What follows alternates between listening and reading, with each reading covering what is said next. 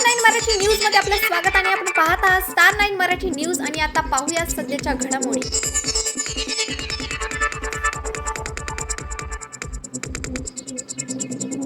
शौर्य दिनाचे निमित्त भारतरत्न डॉक्टर बाबासाहेब आंबेडकर पुतळा स्मारक आणि संविधान भवन समितीच्या वतीने भीमा कोरेगाव येथील विजय स्तंभाला मानवंदना देण्यासाठी भीम अनुयायी यांच्यासाठी मोफत बस सेवा देण्यात आली।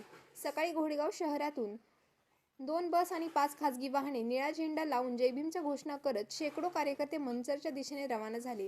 मंचरमध्ये छत्रपती शिवाजी महाराज चौकमध्ये पूर्व भागातील कार्यकर्त्यांनी येणाऱ्या भीमसैनिकांचे स्वागत केले। छत्रपती शिवाजी महाराज यांच्या पुतळ्याला पुष्पहार अर्पण करून त्यांना वंदना सामील होऊन ठरल्याप्रमाणे गाड्यांचा ताफा पारगावकडे गेला।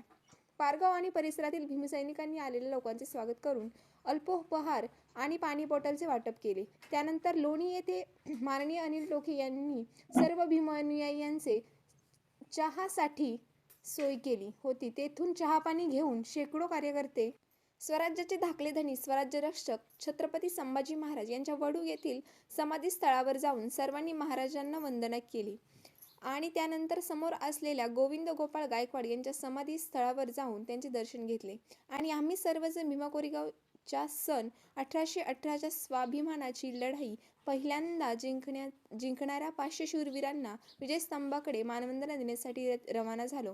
विजयस्तंभाला मानवंदना देऊन तेथील स्वाभिमानाची ऊर्जा प्रेरणा घेऊन अन्यायाविरुद्ध काढण्याची शक्ती आणि बळ घेऊन आम्ही परतीचा प्रवास केला।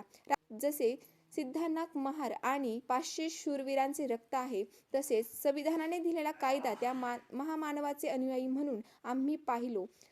लाखो करोडो लोक मानवंदना देण्यासाठी आले पण शिस्त काळजी कायद्याचे पालन करणारे लोक दिसले। या विजयस्तंभाला अभिवादन केले।